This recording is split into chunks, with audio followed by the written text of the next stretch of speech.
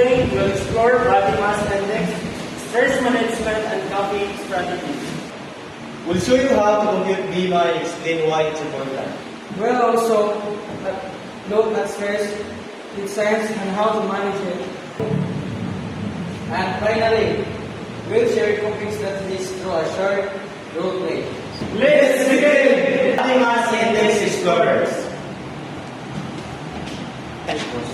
First, what is BMI? Body mass index is a measure that compares your height and weight to see if you're underweight, normal, overweight, and obese.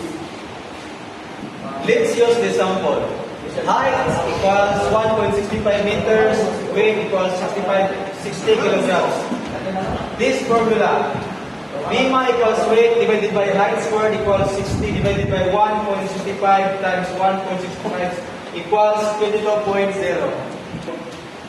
According to the chart, a BMI of 22 is normal weight.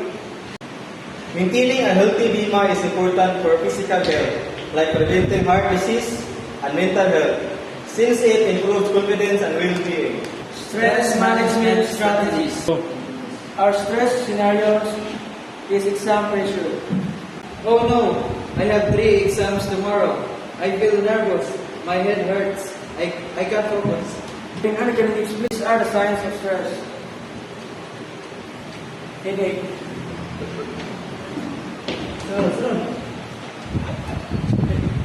Fast heartbeat. Anxiety.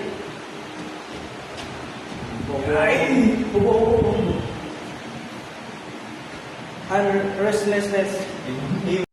To manage stress, here are 3 techniques. Number 1, breathing exercises. Number 2, time management. Number 3, sleep hygiene. Inhale, exhale. This helps calm your body. Time blocking helps us organize study schedules. And good sleep make our brain ready to learn. Coping strategies creators. Now, let's talk about coping strategies. Positive coping means healthy ways to handle stress, while negative coping means unhealthy reactions.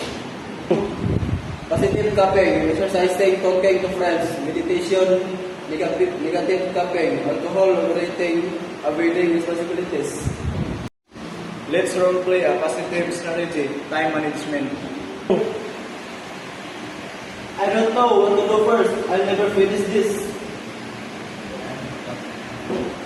Try making a schedule. Write down your tasks and follow them by step by step. Oh, this helps. Now I can focus one task at a time.